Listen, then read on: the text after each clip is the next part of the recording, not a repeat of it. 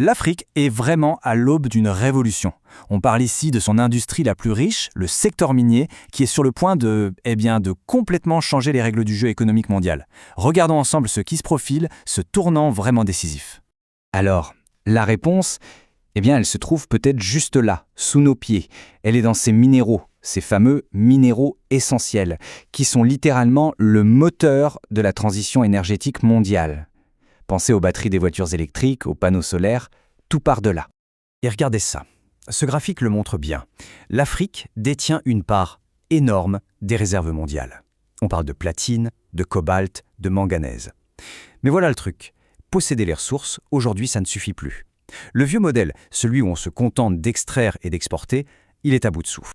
On arrive donc à un véritable carrefour, et l'année 2026, c'est l'année charnière. La question, elle est simple, mais elle est absolument fondamentale. Est-ce que l'Afrique va rester un simple fournisseur de matières premières, ou bien va-t-elle devenir l'architecte de son propre avenir industriel? Pour une transformation d'une telle ampleur, il faut une scène mondiale. Et en février 2026, tous les regards seront tournés vers le Cap, en Afrique du Sud. C'est là que se tient le Investing in African Mining Indaba. C'est un événement qui existe depuis 1994 et c'est devenu, disons, l'arène principale où l'avenir de toute l'industrie minière du continent est non seulement débattu, mais vraiment dessiné. Et pour bien comprendre l'ampleur de cet événement, il suffit de regarder les chiffres. D'abord, plus de 500 participants. Imaginez, ça rassemble vraiment toutes les facettes de l'industrie minière mondiale au même endroit, au même moment. Et parmi eux, attention, plus de 1300 investisseurs mondiaux. C'est eux qui amènent le capital, l'argent nécessaire pour financer cette fameuse transformation. Ils sont là, à la recherche des projets qui vont tout changer. Et puis, il y a peut-être le chiffre le plus important, plus de 58 ministres gouvernementaux seront là. Ce sont eux qui ont le pouvoir de changer les politiques, de créer des règles stables, bref, de conclure les accords qui permettent à tout le reste de se concrétiser. Mais bon, au-delà des chiffres, ce qui est vraiment intéressant, c'est la vision. Et le thème pour 2026, il est très clair. Il propose un tout nouveau modèle pour l'avenir. Un modèle qui est basé entièrement sur l'idée de partenariat. D'accord, mais concrètement, ça ressemble à quoi cette nouvelle vision du partenariat? Eh bien, tout part d'un concept profondément ancré dans la philosophie sud-africaine, l'Ubuntu.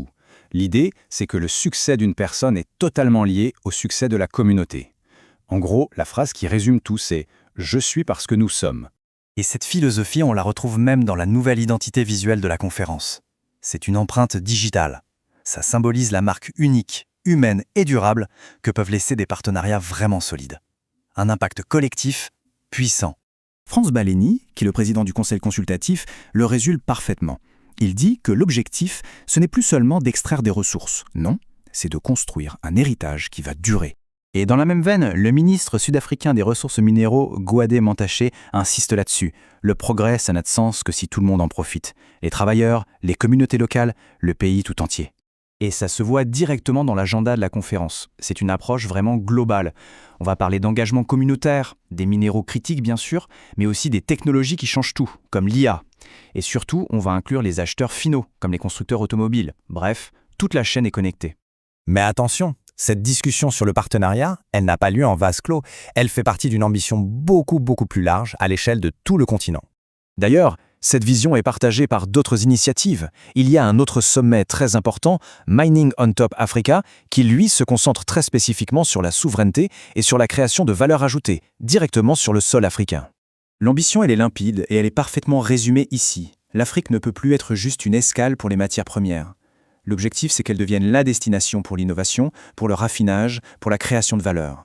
Et attention, on ne parle pas juste de belles discussions théoriques. Tout ça, ça se traduit déjà en stratégie très concrète, sur le terrain. Prenons des exemples concrets, qui sont déjà sur la table. Un projet vise à créer une chaîne de valeur complète pour les batteries entre la RDC et la Zambie. Logique, la RDC a le cobalt, la Zambie le cuivre. Un autre projet cherche à mettre en place des règles pour recycler les déchets miniers et en extraire encore plus de métaux critiques, comme le lithium. L'idée, c'est de ne plus se contenter d'exporter du minerai brut, mais de fabriquer les produits finis directement en Afrique. Et le résultat potentiel de tout ça? Si ça marche, cette approche coordonnée pourrait non seulement transformer l'économie du continent, mais carrément créer un nouveau modèle mondial pour une gestion plus juste, plus équitable des ressources naturelles. Donc au final, on comprend bien que « Plus force ensemble », ce n'est plus du tout un simple slogan. C'est en train de devenir une véritable vision stratégique.